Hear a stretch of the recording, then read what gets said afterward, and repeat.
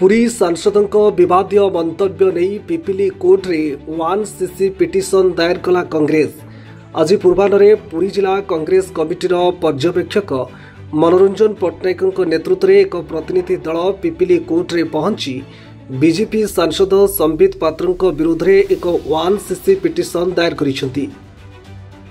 गत 4 तारिख दांड मुकुंदपुर ठारे होइतिबा बीजेपीर वर्षे पूर्ति आशीर्वाद जनसमावेश रे डॉक्टर संबित पात्र आपत्तिजनक मंतव्य को घोर निंदा करिछि राज्य कांग्रेस। देशर विरोधी दल नेता राहुल गांधी को व्यक्तिगत भावे बीजेपी सांसद संबित पात्र खोला सभारे जो भली आपत्तिजनक मंतव्य दे अपमानित करिसेंती ताहाको कांग्रेस केबे बर्दाश्त करिब नाही।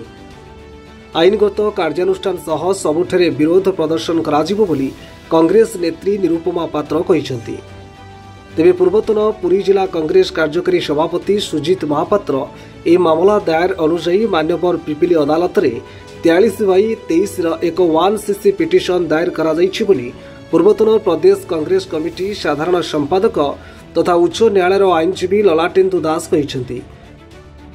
तेबे कांग्रेस ए प्रतिनिधि दल रे पीसीसी सदस्य तथा आईनजीवी मानस आचार्य, जिला महिला कांग्रेस नेत्री निरुपमा पात्र, उपसभापति संजय नायक, पिपिली नगर कांग्रेस सभापति अंतर्जामी दीक्षित प्रमुख सामिल होइतिले।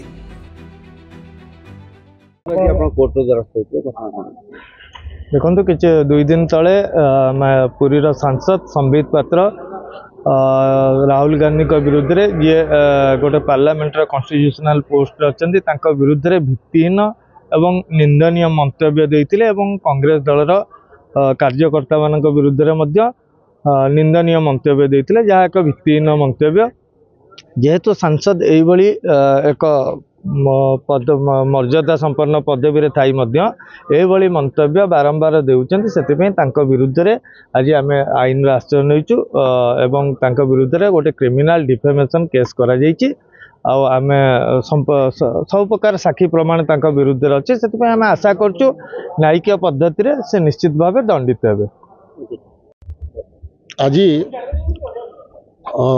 पुरी जिला कांग्रेस कमिटीर पूर्वतन कार्यकारी सभापति सुजित महापात्र गोटे क्रिमिनल डिफामेशन केस पुरी सांसद संबित पात्र विरुद्ध में मान्यवर जेएमएफसी अदालत पिपिली निकट में दाखल कर एक मानहानि मकदमा क्रिमिनल डिफामेशन केस एवं आज दाखल करागला एवं तार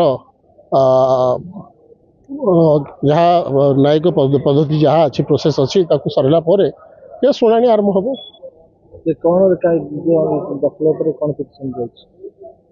देखो सी बिना कारण कौन कारण न था मिथ्या एवं मनगढ़ा अपमानजनक मंतव्य जड़े भारतर जड़े प्रतिष्ठित नेता एवं विरोध दलर नेता leader of opposition Lok Sabha Rahul Gandhi विरुद्ध देते जहाँ संपूर्ण भाव में गोटे अपमानजनक और निंदनीय घटना। तेणु तारी प्रतिवाद आम मकदमा दाखल कलु।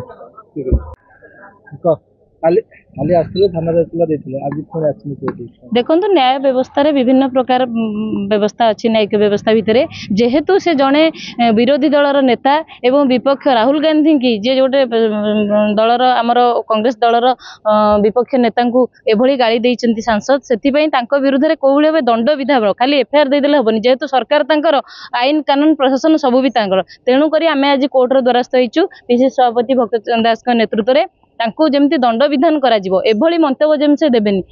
संबित पात्रंकर गोटे प्रकृति होउची कोन लोक तांको भूली जाउचंती से आ काहा ना कहिबे से देखुचंती एमिति गोटे लोक ना कहिले पुणी चर्चा को आसीबु निजे कोन करूचंती निज गोड़ को केबे अनु नांती से सब बेले विपक्षंकर गोड़ को अनौचंती। राहुल गांधी जे नारी न्याय पई आवाज उठाउचंती जे ओबीसी संरक्षण पई आवाज उठैचंती जे कृषक बिल जो कला कृषि आईन आनिथला ता विरुद्ध संसद रे प्रतिवाद करथिले जे ओबीसी संरक्षण ऊपर कथा उठैचंती ए सब कथा को केमती ध्यानभग्न करेंगे मुख्य मुद्दा केमती लोकलोचन को न आसो से राहुल गांधी मंत्र जपुचंदी किंतु तांकर ये जो पर दिन जो दांड मुकुंदपुर मंतव्य भारी पड़ो निश्चिंत भाव में कांग्रेस दल कड़ा जवाब देव। ये तो न्यायिक व्यवस्था भितर विधि व्यवस्था भितर जहाँ दंड विधि आईन करिचु किंतु पुरी जिलार कौन भी स्थान में तांकर ग्रस्त को संपूर्ण भाव में कांग्रेस विरोध कर।